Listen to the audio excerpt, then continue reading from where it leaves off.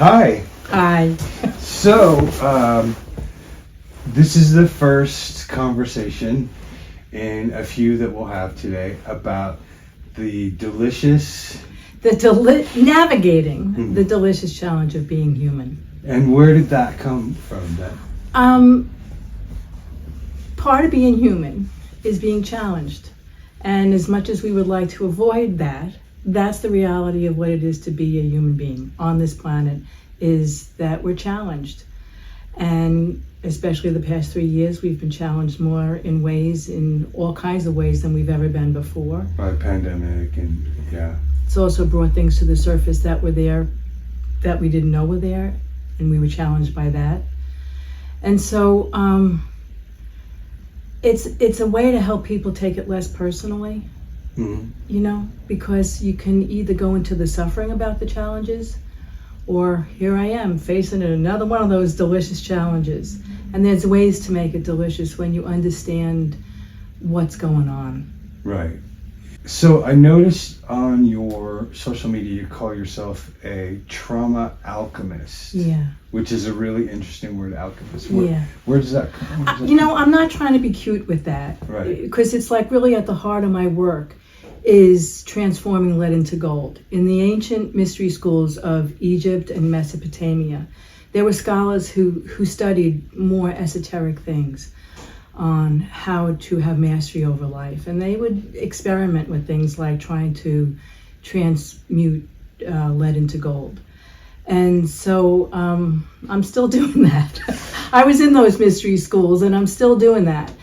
And so I know that I am in the presence of lead when I'm in the presence of trauma. When someone comes into my office and says something to me like, I don't know why this always is happening to me. I don't, fill in the blank. I would say 90% of the people who show up for a session there's this condition in my life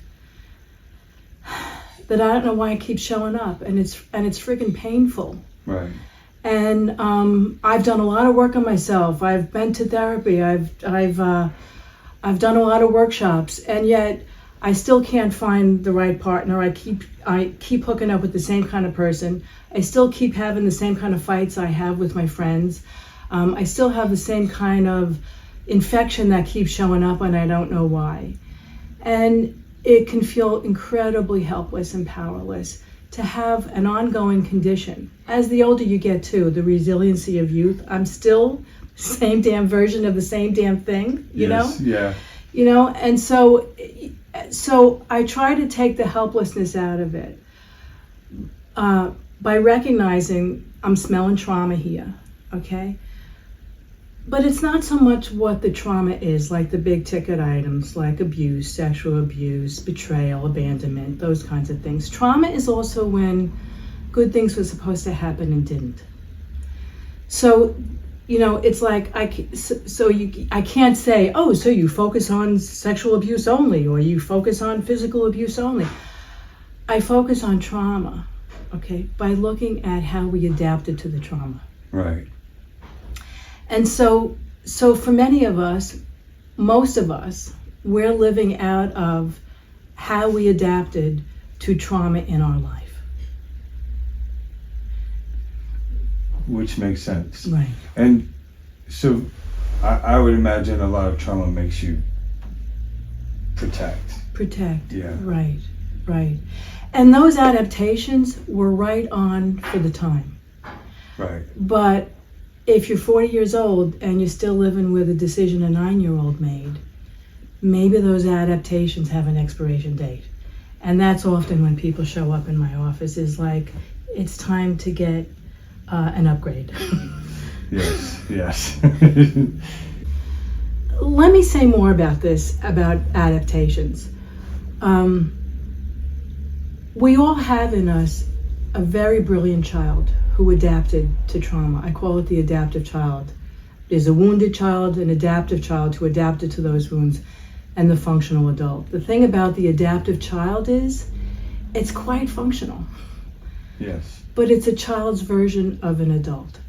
And the whole function of it is to decrease suffering, increase safety, increase well-being, increase justice. This is what the Adaptive child child does. Yeah. So you can understand we would all want those things, well-being, safety, and justice, okay? But perhaps we don't want a 9-year-old's version. But this is how we learn to alchemize trauma, through adaptation. And I would imagine the entire planet is adapting to even like global trauma. Yes. Yeah. Yeah.